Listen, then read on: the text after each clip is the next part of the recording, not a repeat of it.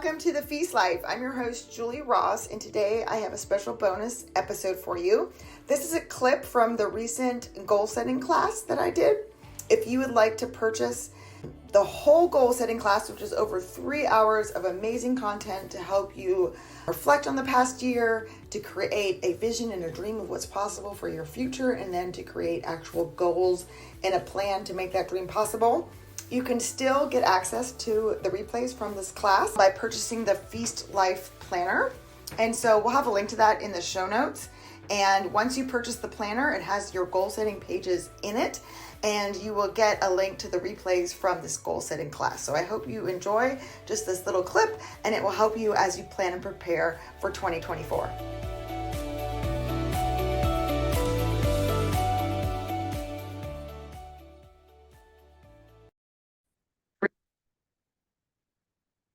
Imagine what your life could be like 5 years from now, 10 years from now. What would you be doing? What would you see? What would you want to experience? What do you want to feel? What kind of person do you want to be? And just write everything down that comes into your head.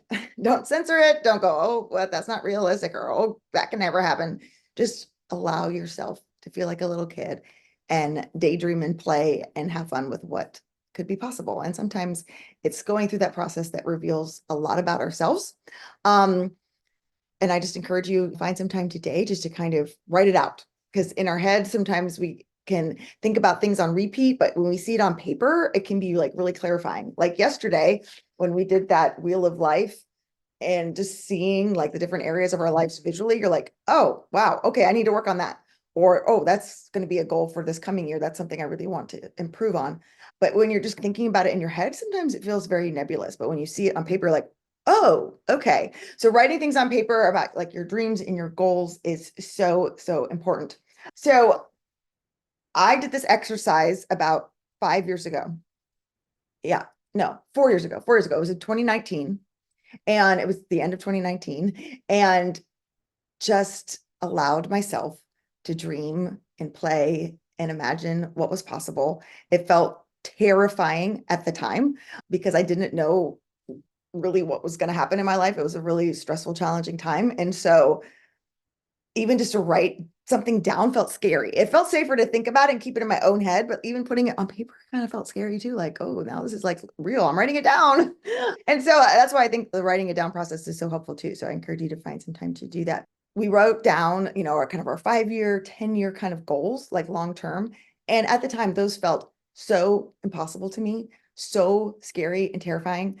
But I wrote them down. And what I do is every morning I write down 5 things I'm grateful for, and I write down my goals. And I have been doing that for 4 years now. Not every day. I'm human, right? But I keep a journal next to my coffee pot. So while my coffee's brewing, I can do that in like less than 5 minutes every day. And as I was planning to come talk to you today, I looked back through all these goals that I've written for the past 4 years, and most of them are still the same. I'm still writing the same thing. Like in 5 years, I want to be here, but now it's 4 years in, right? And what was so incredible was to see the progress and the way that I'm so much closer to that goal. Have all of them been achieved? Actually, some of them have. Some of them, it was like, okay, this is my 5-year goal. It's only been 4 years. Oh, wait, I've actually already achieved that. Now I need to think of something else. And what seemed so impossible and just like wild 4 years ago, because I wrote it down every day, it makes it less scary for our brains. So remember I told you yesterday, our brains like to keep us safe. They don't like change. And so when our brains start to think about the future, it's very uncertain. It doesn't feel safe. It feels scary. So that causes us to kind of shut down, go, nope, we're not going there. Think of all the reasons why that never could happen and what's logical and what's not, and get all serious about it, because our brains want to keep us safe, which is a great thing. We need to condition our brains that this future that we want is okay, that we're going to still be safe. So writing down those goals and that vision every day really helps with that, because you're seeing it every day on paper. And it's like, oh, writing a book. 5 years ago, that felt terrifying for me to write down that I want to write a book, but I write it down every day. And so now that doesn't seem so scary or terrifying. Actually, that seems like that could really happen this year.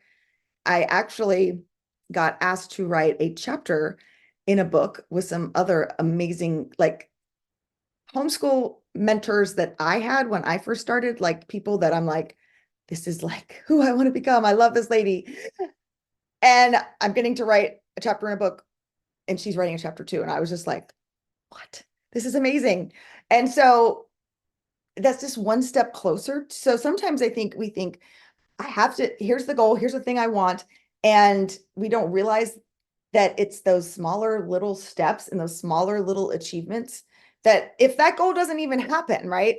And if all I ever do is write this one chapter in this book, I'm blown away that that was even possible in my life. And so it's okay to kind of dream big. You're going to start with small little steps. Okay. You're not going from here to 100 tomorrow.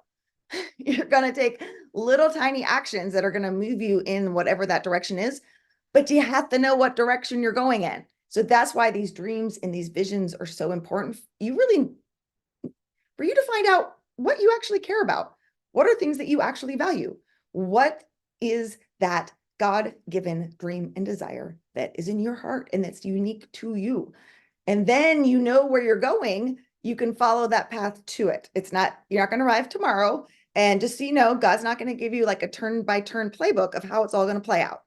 So you're going to have to take steps of faith, turn on to dark streets where you have no idea where this road is going to end, but you feel like that's the road God's telling you to go on today, and you're going to go in faith. And then that path, that road might lead to something totally else that you had no idea about.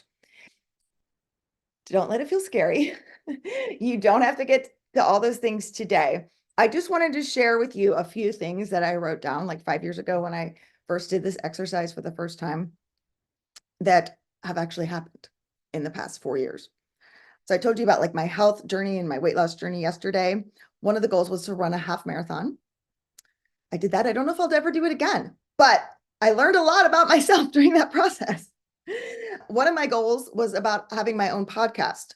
So I had been hosting the Charlotte Mason show, which wasn't mine. They just asked me to come on and lead the episodes, but I really wanted to have my own. And so that goal actually happened this year, which was very, very exciting.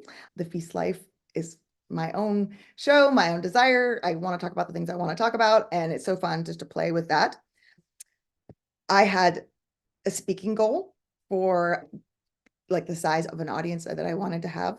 I still have a bigger long-term goal for that of some place that I want to go, but I'm not gonna share that. But traveling the world was one of my big long-term 5-year goals. And I've been able to go 2 big international trips in the past 4 years, which is so exciting. One of my other goals was to buy a rental property downtown so my college girls could live there, and that would save on the rent that I was paying, but also be an investment. I wanted to invest in real estate. That was one of my goals. So that's happened. One of my goals was to help pay for my kids' college. When I wrote that goal 4 years ago, that felt terrifying. I had 2 girls that were about to start college. As a single parent, I was like, I have no idea how I'm going to afford for them to go to college, but I want to. That's a goal. That's important to me. I want to invest in their education. Obviously, I've been investing in their education for 18 years. And so why stop now, right? Like I want them to go to college. I want to have this perfect. I don't know where the money's going to come from, but I trust that God's going to do it. And my one daughter graduated in May, and I have another daughter who's going to be a senior. And every time when that tuition bill comes due, and I'm like God has just provided, and it's been so amazing. And it's so fun to see these goals and then realize sometimes I don't need to figure out how it's all going to happen. Sometimes my plans, I can make the best laid plans and then they can get all whatevered up, right? And then I can get so discouraged. And I just have to trust like the goal and the thing that this is super important to me. And I don't always have to figure out the how. I can rest and trust in faith and just keep taking the next right action, just keep taking steps of faith and trust that God is going to work some of these things out in ways I never could have imagined. One of my other goals, 4 years ago, I wrote down I wanted to become a life coach. And I graduated from life coach school last summer, and that was super exciting. I wanted to add more fun into my life. So one of the things my counselor asked me about 5 years ago was, what do you like to do for fun? I mean, I read books sometimes, and I like to walk around my neighborhood. And she's like, That's great. Those are good things. You didn't seem real excited when you just mentioned that to me. So I want you to think of something that you think is so fun. Your whole being lights up when you talk about it. And it took me a while because honestly, I could not think of what I thought was fun. One of the things I had to do was she encouraged me to look back like we did yesterday in that rearview mirror, but I was looking way back. Okay, as a little kid, what did I like to do? What did I think was fun? And I've always loved music.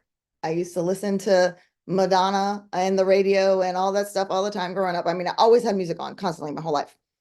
And so I was like, I think it would be really fun to go to concerts. I like the atmosphere. I love music. It'd be so fun. And so I just started doing that. I just made a commitment. Like, I'm just going to try it, see if I like it. And now I'm like, oh, what's the next concert? What's the next thing? I love doing that so much. And so our first question for today that I'm going to give you a minute to think through. I want you to list 5 things that you would like to try that you think might be fun. Doesn't have to be something you're good at. It doesn't have to be something you know how to do. It could be, I want to learn to fly to Mars. I mean, go big here, people. I want to learn to like scuba dive, whatever. Anything. See, that doesn't sound fun to me. That sounds absolutely terrifying. I am like claustrophobic. So the thought of scuba diving is terrifying to me. But for you, that might sound super fun. So again, this is all going to be different here. And I'll explain why we're doing it in a second, but I don't want you to overthink it. And if you can't think of something that might sound fun to you, I want you to think back of when you were younger. What were some of the fun things that you loved to do that could possibly be something you might even just want to look into? Oh, like when I was a little kid, I always wanted to learn how to do blah, blah, blah. All right, so I'm going to give you a minute. This is going to be real fast because we just need 5 things. All right, go. Write down 5 things you think would be fun. Good. Playing guitar. I'm going to talk about that in a second. Backpacking, Europe. Yeah. Horseback riding. Love it. Sledding. Yes. Sledding is actually super fun. Hiking. Good. Camping. Oh, I have a funny story about that, Katie. Knitting class. Yes.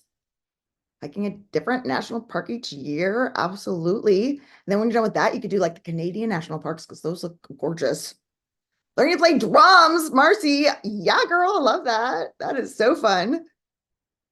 Learning a new instrument. Yes.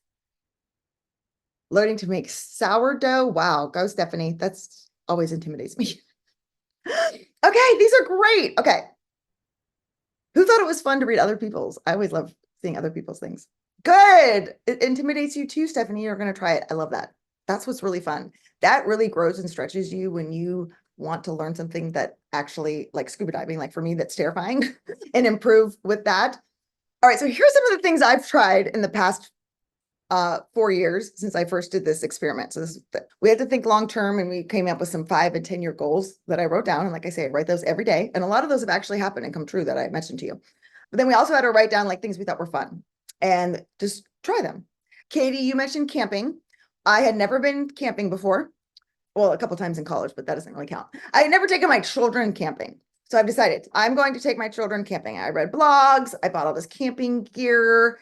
We went camping. We had a rainstorm in the middle of the night, and I couldn't figure out how to put the tent fly up. So we all got soaked, and then our tent got attacked by raccoons because none of those camping blogs mentioned that you should lock your food up at night. Don't keep it in the tent, just FYI, in case you don't know this, because then raccoons will try to come and get it and attack your tent, and your kids will scream and nobody will sleep. And that's not fun. So you know what? I tried it and I learned some things, and I'm probably not going to try it again. So that sounded really fun. And I realized I didn't actually think it was fun when I was doing it, but it was a great experience. We all laugh about it now. It's a great memory, right? Or maybe I'll camp in a cabin. I might try it again someday. Anyway, my point being, you don't have to know how to do it. And you might find when you actually do it that you don't actually like it, but you will not know unless you actually try it. Here's another thing I tried. I tried skiing. That was really not the best move. I went up in Vermont. It was icy. Learning how to ski at 45 was very challenging and injured myself. And then I tried it again the next year because I'm like, it's not going to stop me. I'm going to keep trying.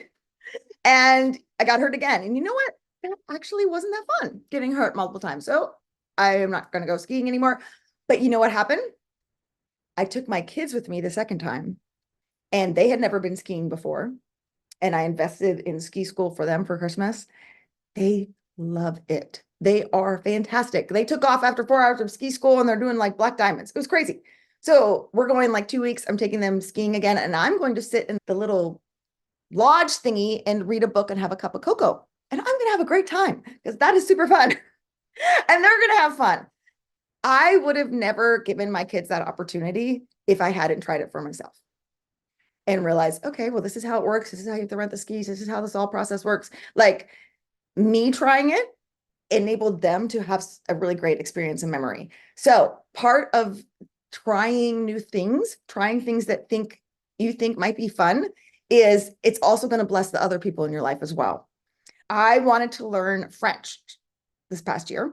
So I had taken French in high school. One of my this would be so fun, is to go to Paris for Christmas. So that's been on my list for these 4 years. That's a goal. I want that to happen. And I'm like, well, I need to get better at my French before I decide to go to Paris. So I actually signed up for a high school homeschool French class.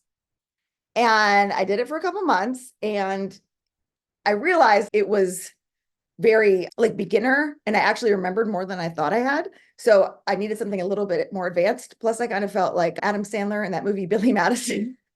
And I'm like, I'm really awkward being in this class with a bunch of 14-year-olds. So yes, I learned that was not the way that I wanted to learn French. I learned that I actually did know more. So I probably need to find like a more advanced class. And I didn't make it to Paris this summer, but I did go to Quebec, and I did get to practice my French at Starbucks, which was very fun because the girl at Starbucks did not speak any English, and you needed a key in order to use the bathroom. So that was really fun. And I was like, oh, I can actually have a conversation. She actually understood what I was saying. This is amazing. And so that gives me motivation to want to keep going. Again, I'm trying to just show you all examples of this to inspire you that it's okay to try something, to have a goal. You don't know necessarily the how. Like, I want to learn French. So I tried this one thing. The one thing really wasn't a good fit. So it's okay to try something else because you still have that goal. How you get to that goal is just by trial and error, like we talked about yesterday. That's how we all learn. Okay, that didn't work. What's next? And move on. Whereas most of us, though, we say, oh, that didn't work. I'm never going to be able to learn this. Like, I could have just said, I'm never going to be able to learn French. This isn't going to work. I don't know how else I'm going to learn. So I'm just going to give up on that whole dream of going to Paris. Well, no, right? That's no fun. How else could I learn it? What could be different? I can't make it to Paris this summer. Where else could I go and practice French? Oh, Quebec, Canada. That's closer. Like, there's always different ways that you can get to what it is you want. But if you don't know what you want, then you're definitely not going to be able to get there. That's why we're doing some of this vision exercises. Okay, one of the other things I tried this year was pickleball. Do we have any pickleball players? Anybody? Okay, good. I'm glad I'm not the only one. Signed up for pickleball. Sounded really fun. But I forgot that I actually was not blessed with hand-eye coordination. So the pickleball comes at me and I hit it. And I think I'm going to knock it out the park. And my paddle just goes right over the ball. But I took pickleball classes and I'm not giving up on it. I'm still going to keep trying. I brought my 13-year-old son with me for pickleball classes, and he's awesome. He's like athlete, boy, and just like, and he loves it. And it's so great because it's something that we get to do together. And even though I don't know what I'm doing yet, it's that experience that's just been really, really cool. Who knows? I don't see myself going on pickleball pro tour. Okay. Like, that isn't going to happen. My goal is just to be like an old person who just goes to the Y and bounces the pickleball back and forth. And that's exercise. That's my goal. Right. And so I'm still working towards that goal. I haven't got it yet, but I'm not going to give up on that yet. And in 2024, the new thing that I'm going to try that sounds fun is ballet. So I signed up for adult ballet classes at the place where my daughter takes ballet. And I danced for like 15 years. I did ballet for 15 years growing up, and I loved it growing up, obviously. And so I'm like, oh, I want to go back. I loved that. That was a great memory. I want to see if I would still think it was fun now. Is it going to be hard? I'm sure. Am I going to hurt muscles? Probably. But again, it's this trying. Yes, my goal is that when I'm an old lady, I'm going to teach like old lady dance classes somewhere. So taking ballet right now is one step to that long-term goal. So I know I told you yesterday to think of 5-year goals, 10-year goals. And so I did that with a 10-year goal, realizing that 10 years from now, all my kids will be out of the house. How crazy is that? And I'll probably have grandkids.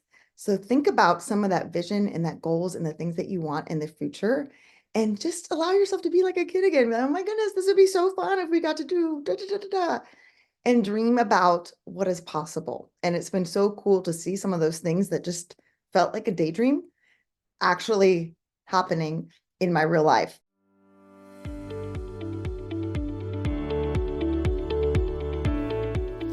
Thank you so much for listening to today's episode of the Feast Life podcast. Until next time, remember, life is a feast. Let's savor it. And if today's episode was helpful for you, you might be interested in joining a coaching course that I'm starting at the end of January called The Confident Homeschool Mom. In order to find out more about that, go to thefeastlife.me/join.